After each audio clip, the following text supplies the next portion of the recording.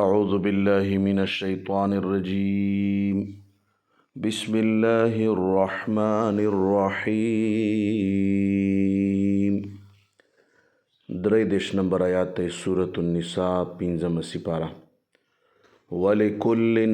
او د هر یو د پاره جعلنا مونږه ګرځولي دي موالیا وارثان مما د هغې څه نه ترک الوالدان چې پرېښودي وي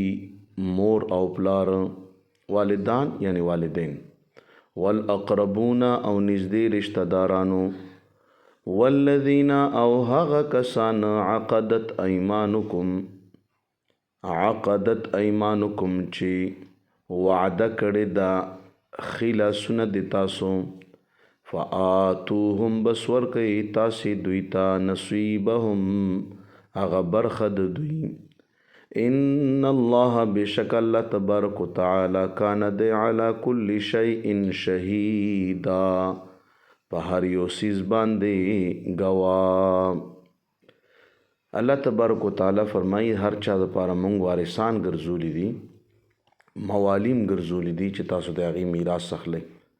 نو میراث یو بل له ورکوئ څوک د میراث نه مه محرومه کوئ یو ورور راپاتې بل ورور د میراث نه محرومه کړي نه خور محرومه کی نه حدیث مبارک کې راغلی دی د بخاری شریف حدیث ته څوک چې د میراث نه څوک محرومه کی الله تعالی به د جنت د میراث نه محرومه کی میراث نه محرومیدل نه دی پکار. دا دویم والذین عقدت ایمانکم دې کې داسې مسله و چې یو سړی دی هغه نسب معلوم نه دی او هغه راشي یو کس ته وایي چې که زه مړ شم نو ما مال حال د تا شو او دویم دا چې که زه جرم وکم دیت به م ته ادا کې او هغه اول کس ورته وایي چې ما ته قبولي نو دغه صحابه کرامو د دې قایلو چې د دغه میراث